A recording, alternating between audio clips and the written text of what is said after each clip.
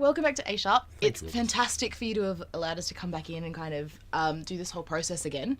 I did really want to find out, given that you have had such a prolific career, how you got started in producing and engineering. Prolific, what a word. It's my mother's fault. I blame it on the family. Mother's a concert pianist. I was born under a grand piano, and I didn't have, not actually, no, but maxi cozy underneath, and there you go. And basically spent most of my youth surrounded by music, which was great, and ended up being in school bands and doing bits and pieces and stuff, and got involved in sort of keyboards and started gigging in various places around Kingston and London and all sorts, and got a friend who got a job in a recording studio, and I thought that was great, and I just hung around there. And his name was David White, and that was back in Kingston upon Thames. I don't think the studio's open anymore. In fact, all the studios I used to work in have been closed. It's not because of me, I promise. But, just went through all of them. It's just the time, really.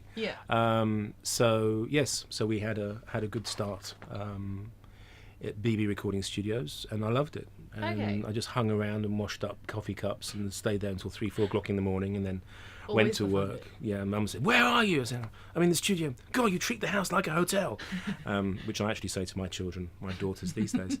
So yeah, that's how it all started, really. Okay, so was that from like behind the glass, like in the live room section, or did you kind of go into the recording studio? And no, I played keys and recorded keys for a couple of bands, which were quite successful. We actually got offered a contract with PolyGram, but it didn't go through for a variety of reasons. I wasn't around at the time; I was on holiday. But it was all down to question to money and time and everything else. And so basically I ended up sort of hanging around in the recording studio and ended up tape hopping. As Steve quite rightly said, today's they're called assistants. In our day it was tape ops. And they always had, whenever I used to go to the studio, it was great because they used to, I'm sure they did it on purpose, but the engineer would sit behind the desk and a tape op chair was always a foot lower than everybody else in the studio, so you're like really hunched here, looking up, you know your place, you'll stay there. Oh, wow. So it was good fun. It was old school. So that's basically how I got into it, and Very cool. I loved it. So, and so from that, you've kind of, I would guess, given that you played a lot of music and were in a few bands, that you had maybe early influences in music that kind of maybe tailored you into moving into that. Very much so. At that time, it was more the electronic music, so it was sort of. Howard Jones and Trevor Horn was doing a lot of work with some of these producers at the time, the English scene, and I just loved playing keyboards in bands. In my day, we used to have the old cassettes with the old MIDI on the cassettes. So during the stage, on stage, we had to put the cassette into the Yamaha sequencer and upload all the MIDI data into the sequencer before we could do the next song. So it was like 2 or 3 minutes. Well, not, I'm exaggerating, probably 30 seconds. We had to wait until That's like a lot of movement. When all the keyboards were, I was proud. I used to have a rack of keyboards. It was great. That was fun. So so that was the early influences, really. Okay, so more of that electronic kind of area. And so from having gone into bands, being the tape operator. I like bop better, but that's just me. What were kind of the important parts for you as a producer and engineer when you get in the studio? Getting everybody on the same psyche, really. Getting everybody sort of ready for business and ready for work. Making sure they're relaxed. Making sure everything's ready and working when they walk in. That's always good. Because I find that when you have artists, you don't know, sometimes you've got bands walking, you've never met everybody in the band before. And so therefore, as you're in the chair, as it were, either producer, engineer, or just Mr. Engineer, trying to get people on the same level as you, so you can understand what they want and what's required of you. I'm a big fan of knowing a lot, as much as I can before they walk in. So knowing the names of the band members, it may sound really strange, but it's pretty important. Knowing what they've done before, knowing what instruments they play, how well they play it, how many times the drummer's got, that sort of thing. So is that pre-production that you would say? No, that's more just sort of research before the actual gig walks in, making sure you know what mic. Because actually having a track beforehand is always handy, because that way you can sort of work out vocals and microphones and get an idea for the sound they're going for. I find these days too many sort of, you walk in and then the mics are up, whereas you have to listen to the room and have to understand the sound you want to record and work towards the end, really. That's another way of doing it. Yeah, there you go. I'm waffling again. I waffle a lot. No, that's fine. So in the sense of like getting everybody onto the same page in group psyche, how, like, what process do you generally go through for Depends that? on the people. Depends on Group who walks in. meditation, Yeah, gong. it depends on the personalities and how chillaxed they are when they walk in. Yeah. Some people they seem very sort of relaxed when they walk in, but as soon as they stand behind the mic or they go behind the drum kit and they got to play to a click track or they don't want to play with a click track and you're trying to guide them, then you sort of see the personalities come out really. But it's all good fun. That's the secret. Fun. If you have fun, then normally, and no stress, then normally everything sort of just goes nice and smoothly. Okay. Hopefully. Anyway. I hope so. Have you had any like particular projects that have been the most fun that you kind of went, that was just the best time ever and I'll never top it? Or do you just make everything fun? I try and make everything fun. I think in terms of one session I did enjoy recently was with it was the North Shore Synagogue. They came in here. It was a string quartet and piano quintet there for Encanto. Superb musicians, all graduates of the conservatorium. Yeah.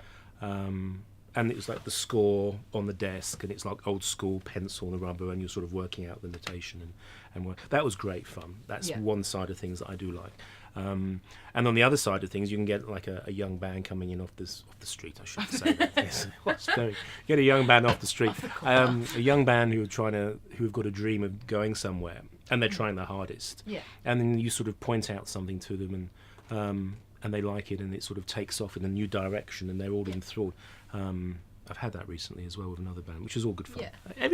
Every session's a little bit different, really. Okay. Well, the idea is to make it different, because if you don't, then it becomes monotonous, and then you don't enjoy it anymore. And is that kind of like a rule in Yeah, your pretty studio much. time? Try to make it different? I always, it's not so much about, I mean, a lot of people muck about with the signal flow and say, oh, well, this time I'm going to try the 1081 instead of a 1073 on the guitar. And I think it's just a question of enjoying it and trying to get the best out of it. And if the vocalist is there... putting things in holes. No, not randomly putting things in holes. It's just sort of, you have to understand the source, you have to understand what you're trying to achieve and what you're trying to capture. Yeah. But at the same time, just enjoy it, I think, is the important part.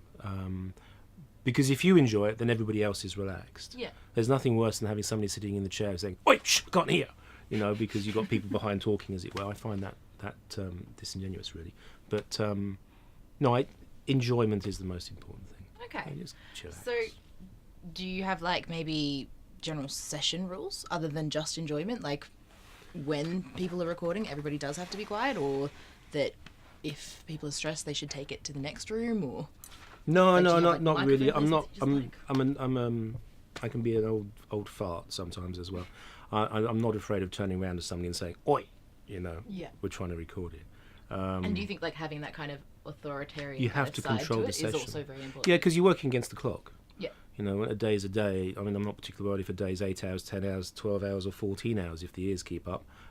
Sometimes you have sessions where everything's just happening and it's all flowing and everybody sort of gets geared up and into you just it. want to kind of keep and you just keep it going. Yeah. But if it's not going well, I'm more than happy to turn around and say, hey guys, let's time out. Let's chillax a second and see let's take stock of the situation and come back another day. Okay. Budget permitting. And we've done that many times. I've turned around to artists and said, okay, your voice just isn't working. I know you can do better than that. Yeah. Let's just stop the session. Let's look at the calendar and book back in next week.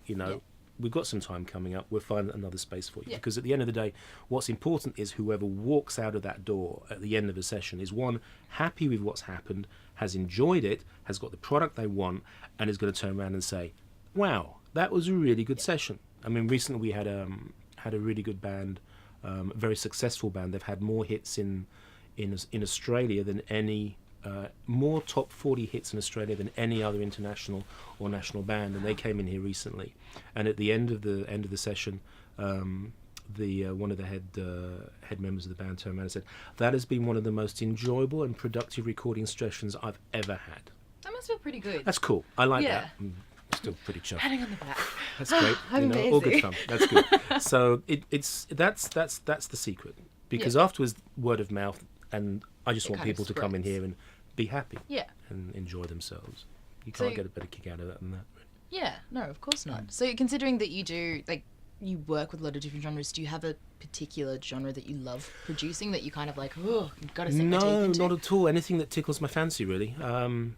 I've done EDM, trance, I've done gospel, I've done choirs, I've done schools, I've done orchestras, I've done quintets, I've done rock, I've done punk, I've done country and western, so anything really I don't mind.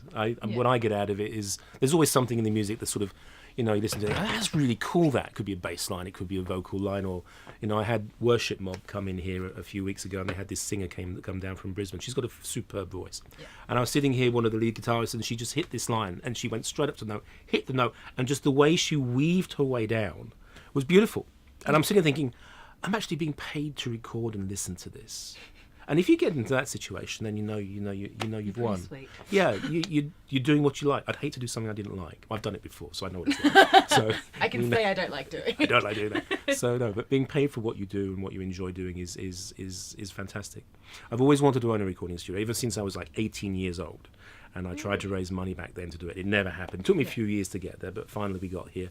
And I think all the things I've learned over the years, I'm going to put towards the right model, not just for myself, but the other engineers and freelance engineers and people who use this studio, so that therefore they can. It's just sort of creating a little buzz, like a network, a community.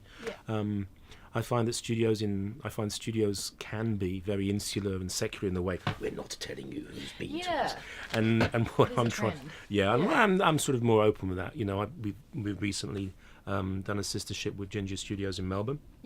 With Jimmy Wyatt, and we're going to do a few more around Australia, and there's a few interesting plans for the future as far as this studio is concerned, and what we're trying to do basically in the industry, which will be good fun. And that's kind of something that's a little bit more prevalent in maybe the UK scene than it has been ever here in Australia. So you're trying to kind of inject that here? Yeah, I reckon so. Yeah, people talk to each other. Yeah. I think it's good. I think it's excellent when people talk to each other and actually talk about what's going on, who's doing what, and a little bit more open. There shouldn't be all this sort of dagger and pokery going on, as it were. And it's just money's money. Don't get me wrong, business is business. But at the same time, in this industry, I think it's important to be as professional and as open and as honest as possible, because reputation is everything. Doesn't matter what industry you're in, reputation is everything.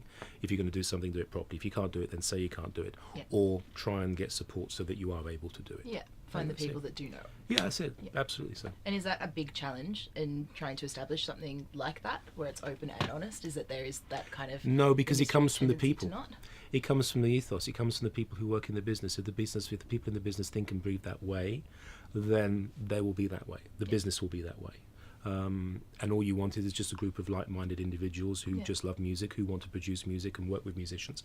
And if they love it, the result will happen. Yeah. And that's it. It's pretty simple. We try and keep it simple anyway. Try to keep it straightforward. Absolutely, yes. So on that kind of tangent of challenges, have you found that there has been anything particularly challenging, or that is the biggest challenge that you've had so far in your career?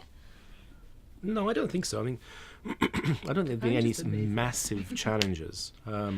I think you take everything in your stride. Oh, there's days when you think, oh, this has happened, that's happened, and you sort of get back to the house and you think to yourself, God, blimey, what a day, what the hell happened today? You just want to lie in a dark room and close my eyes. I just want to lie in a dark room with a large glass of wine. But it just hits you, as it were, and you don't know why. But you just keep on going. Okay. That's it. You don't sort of worry about it. You just keep it rolling. You throw enough muck at the wall, some of it will stick, as my grandma always used to say. So you just keep going. Good advice. Very, very good advice. So, on that, what is the single best decision that you have ever made in your life professionally so far? I mean, we know that Nina is probably the best decision you ever made. Absolutely. But professionally is a different area. Selling the home to buy the recording studio and setting up A-Sharp Recording Studios. I think that was the best decision we took, thanks to the support of Nina. But I think, yes, taking that step to do something that I think has a good future, a good potential for everybody who's part of it. So I've got my own ideas and lots of things brewing in the background at the moment, with Steve and with Joe and with Nathan, and it's a good team of guys we've got. LT Gray. Huh? LT Gray. His name's not Nathan, it's LT Gray. Yes, Tiger. He's going to kill me now. But yeah, there's lots of things going on. Yeah, so no regret having... No regret at all. No, none at all. I get a kick out of coming into the studio every day. I get a kick out of sitting behind the desk and listening to good music. Oh, good and bad. But I enjoy it, and that's the principle. So, no. So where do you see A-Sharp being in 10 years' time? What's the ultimate dream? Ultimate dream, I've got to have another polite conversation with Mrs. Lake about that. I think Caribbean, couple of coconuts. bigger facility. At the moment, we're sort of, I mean, it's 50 square meters the floor, which is good, but we'd like to go to. I'd like to see a larger facility. I've got this idea of this old garage, warts and all, yellow paint falling off the wall from the old Michelin star sign, that sort of thing. And then inside, you sort of open the door and you think, wow, what's hit you, because it's suddenly all very modern and very sort of warm. And we're looking at doing a larger facility. Whether that happens or not, I mean, the business is doing very well at the moment, which is good. We've got a lot of good comments, a lot of good clients who come here. There's some really good engineers and some really talented musicians coming here.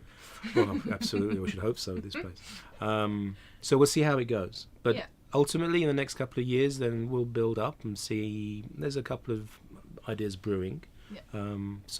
I guess we'll have to check in with you in a couple of years. You will indeed. There. That is, if the wine hasn't got to me first. I'm joking. Laying in the dark room. Absolutely. No, not at all. It's all good. It's all good. Fantastic. It sounds like there's some really amazing things going to be coming into the Australian scene in the next few years, and we're very excited to see it.